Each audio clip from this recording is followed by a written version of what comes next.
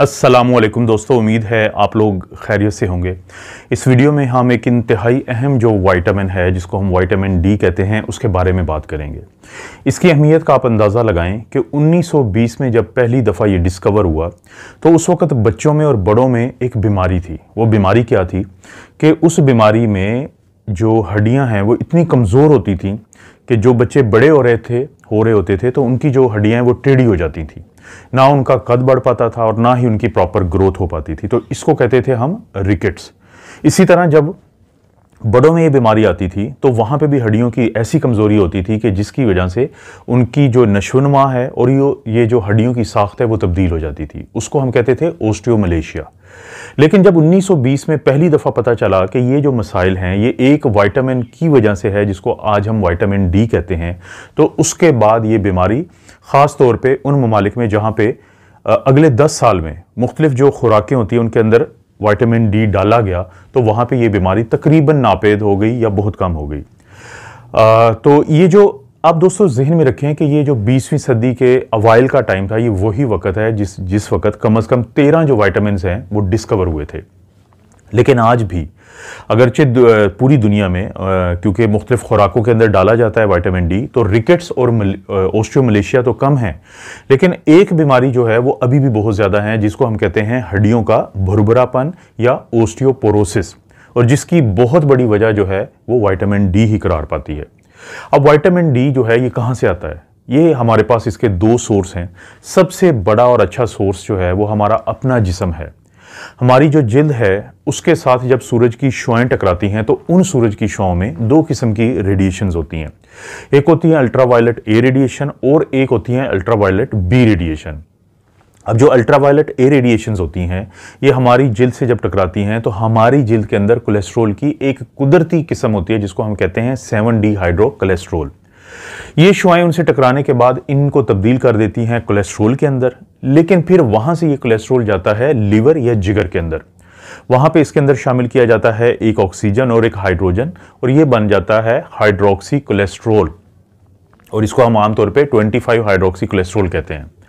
लेकिन यही वो कोलेस्ट्रॉल है दोस्तों जिसको जब आपका डॉक्टर चेक करवाता है कि आपका विटामिन डी कितना है तो ये है वो कोलेस्ट्रॉल जिसको मालूम किया जाता है। लेकिन अभी तक ये एक्टिव फॉर्म नहीं है। इस एक्टिव फॉर्म को हासिल करने के लिए ये जो 25 हाइड्रोक्सी कोलेस्ट्रॉल है ये जाता है हमारे गुर्दों के अंदर या किडनीज के अंदर। वहां पे इसके अंदर एक और ऑक्सीजन और एक हाइड्रोजन डाला जाता है, जिसके बाद ये बन जाता है 125 डाई हाइड्रोक्सी, यानी दो हाइड्रोजन और ऑक्सीजन डलने के बाद 125 डाई हाइड्रोक्सी कोलेस्ट्रॉल, या जिसको उर्फे आम में हम कैल्सीट्रायोल कहते हैं। और दोस्तों यही है वो एक्टिव फॉर्म। लेकिन जो डॉक्टर आपकी चेक करवाता है वो इनएक्टिव फॉर्म होता है जिसको हम 25 हाइड्रोक्सी कोलेस्ट्रॉल कहते हैं।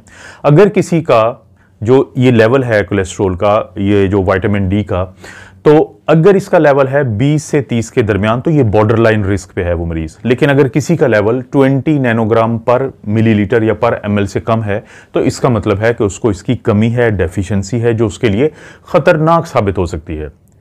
ये तो हो गया इंसान का अपना सोर्स, लेकिन यहाँ पे एक मसला है, इसकी तरफ मैं वापस आऊंगा बाद में। लेकिन पहले मैं ये जिक्र कर दूं कि आखिर विटामिन डी की कमी से हड्डियां कैसे भुरभुरापन शुरू हो जाता है। दोस्तों विटामिन डी का एक बहुत बड़ा किरदार ये है कि जब ये नॉर्मल हमारी खुराक के अंदर मौजूद है, नॉर्मल हमारे जिस्म के अंदर मौजूद है, तो फिर कम से कम 30% के करीब जो कैल्शियम है हमारी आंतों से वो जज़ब होता है, रीअब्जॉर्ब होता है हमारे जिस्म का हिस्सा बनने के लिए। लेकिन जब विटामिन डी की कमी हो तो यही कोई 10% के करीब जो कैल्शियम है ये रीअब्जॉर्ब होता है। अब कैल्शियम बहुत ज़रूरी है हमारे दिल के पट्ठों के लिए, दिल के काम करने के लिए, और इसी तरह से हमारा जो न्यूरोमस्कुलर पोर्शन है यानी आसाबी या नर्व्स का पोर्शन है, दिमागी पोर्शन है, उसके लिए। जब किसी शख्स में विटामिन डी की कमी हो जाए और उसमें कैल्शियम प्रॉपरली रीअब्जॉर्ब या जज़ब ना हो हमारे जिस्म की इस रिक्वायरमेंट के लिए, तो हमारा जिस्म फिर एक काम करता है। हमारे जो ये थायराइड ग्लैंड है इसके पास दो छोटे छोटे गदूद होते हैं, ग्लैंड्स होते हैं, जिसको हम कहते हैं पैराथायराइड ग्लैंड।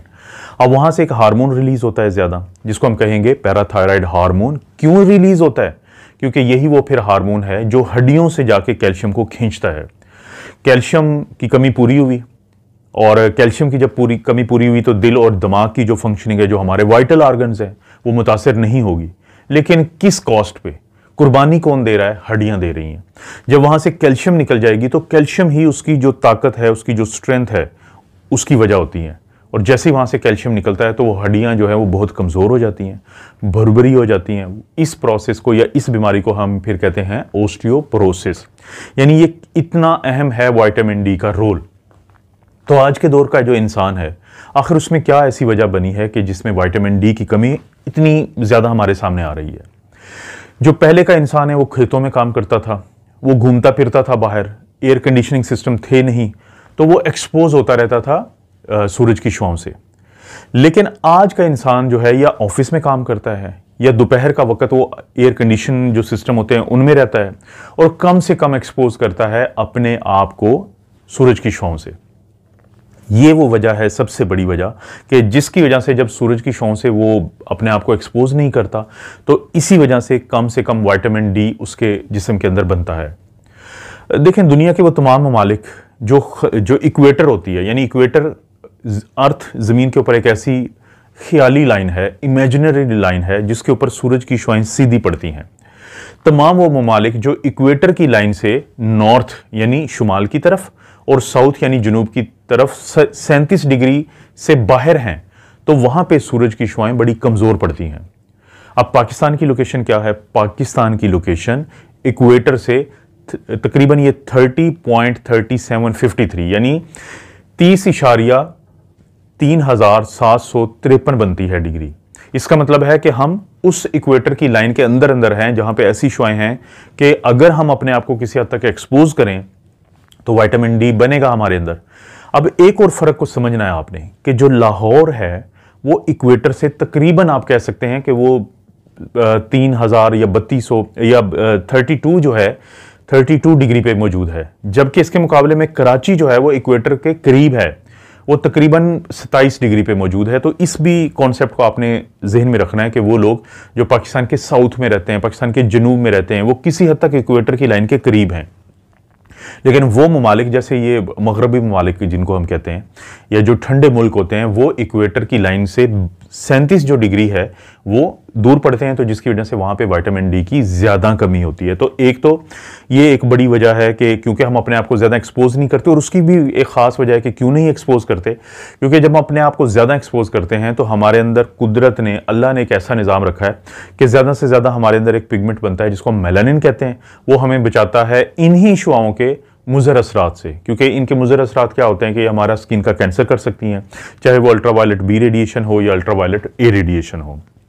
तो ये तो कुदरती तौर पे जो हमारे अंदर विटामिन डी बनता है 125 डाईहाइड्रोक्सी विटामिन डी या कैल्सिट्रायोल, तो ये जरिया है। दूसरा कुदरती जरिया जो होता है वो मछलियां होती हैं, फैटी फिश खास तौर पे, और जो अंडे की जर्दी होती है, ये कुदरती ज़राए हैं विटामिन डी के। लेकिन अब जैसे अंडे की जर्दी की अगर हम बात करें तो अंडे की जो एक जर्दी है, एक अंडे की जो जर्दी है उसके अंदर 20 इंटरनेशनल यूनिट जो है वो विटामिन डी होता है, जबकि हमारी एक दिन की रिक्वायरमेंट जो कम से कम है वो 400 से 600 इंटरनेशनल यूनिट पर डे है।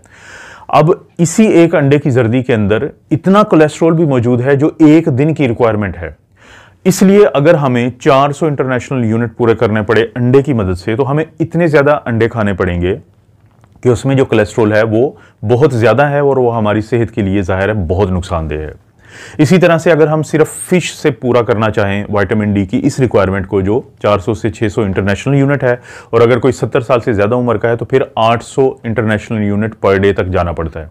तो हमें बहुत सारी जो फिश हैं, बहुत सारी जो मछलियां हैं वो खानी पड़ेंगी, वो भी ज़ाहिर मुमकिन नहीं होता। तो यही वजह है कि दुनिया के मुख्तलिफ ममालिक में अब जो दूध होता है, इसी तरह से जो मुख्तलिफ सीरियल्स जिनको हम कहते हैं, इसी तरह से जो मुख्तलिफ खुराकें हैं, उनको फोर्टिफाई किया जाता है विटामिन डी के साथ, उनको विटामिन डी उनके अंदर डाला जाता है। तो ये इस तरीके से कोशिश की जाती है कि विटामिन डी की कमी को पूरा किया जाए। एक सवाल जो अक्सर लोग हमसे पूछते हैं वो ये होता है कि एक दिन में हमने कितना विटामिन डी हमें लेना चाहिए। एक दिन के अंदर आपने 400 से 600 इंटरनेशनल यूनिट जो हैं वो आपको लेने पड़ेंगे। और अगर आपकी उम्र 70 साल से ज़्यादा है तो 800 इंटरनेशनल यूनिट जो हैं एक दिन में उससे ज़्यादा लेने पड़ेंगे। उसकी वजह क्या होती है कि बुज़ुर्ग जो होते हैं वो अक्सर जो बाहर नहीं निकलते, वो घरों में रहते हैं, तो उनके अंदर विटामिन डी की कमी ज़्यादा होती है। इसके मुकाबले में जो कम उम्र के लोग होते हैं वो किसी न किसी बहाने से बाहर निकलते रहते हैं। इसी तरह से वो पाकिस्तानी जो वेस्ट में रहते हैं, यानी हैं वो पाकिस्तान की ओरिजिन के या इंडिया के ओरिजिन के या श्रीलंका के ओरिजिन के, और वो रहते वेस्ट में, तो उनको ज़्यादा कमी का वो शिकार हो सकते हैं। उसकी वजह क्या है? उसकी वजह ये है दोस्तों कि उनके अंदर क्योंकि मेलानिन पैदा करने वाले जो सेल्स होते हैं, मेलानोसाइट्स जिनको हम कहते हैं, उनकी जल्द में बहुत ज़्यादा होते हैं, तो उनका रंग जो है वो अक्सर पक्का होता है या काला होता है। तो वो अल्ट्रावायलेट रेडिएशन जो उन मुल्कों में पड़ती है वो इतनी कमज़ोर होती है कि इन लोगों में तो विटामिन डी बनता ही नहीं है।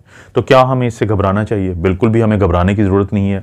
आज के दौर में आपके पास विटामिन डी के जो सप्लीमेंट्स हैं वो मौजूद हैं। आप कोई भी विटामिन डी का एक ऐसा सप्लीमेंट अपने लिए सिलेक्ट कर सकते हैं जिसके अंदर कम से कम 400 से 600 इंटरनेशनल यूनिट मौजूद हों। बहुत ज़्यादा अगर डोज की जाए, यानी अगर किसी को डोज बहुत ज़्यादा वो विटामिन डी की ले रहा है और उसका जो लेवल है वो 70 या 100 इंटरनेशनल यूनिट पर ml से ज़्यादा है, तो उस सूरत में क्योंकि जो विटामिन डी का मेन काम होता है कि वो कैल्शियम जो है वो हमारे जिस्म में रीअब्जॉर्ब करवाता है, तो उस सूरत में कैल्शियम क्योंकि बहुत ज़्यादा हो जाएगा तो उसकी वजह से जो है टॉक्सिसिटी हो सकती है कि जिसमें लोगों को चक्कर आ सकते हैं, वो नींद बेहोशी वाली कैफियत हो सकती है, उनको गुर्दों में पत्थरियाँ बन सकती हैं, उनको खुदा न खास्ता दिल के मसाइल भी जन्म ले सकते हैं। तो लेकिन ये आमतौर पे बहुत कम होता है। तो कोशिश ये करें कि जब भी आप विटामिन डी की कोई टैबलेट लेते हैं तो आप उसके अंदर ज़रूर देखें कि कितना विटामिन डी मौजूद है। आखिर में एक बात, आजकल मुझे 2 या 3 दफ़ा ये हो चुका है कि लोगों ने एक सवाल पूछा है कि बहुत ज़रूरी है, हमें बताया गया है कि विटामिन डी के साथ हम विटामिन के भी लें।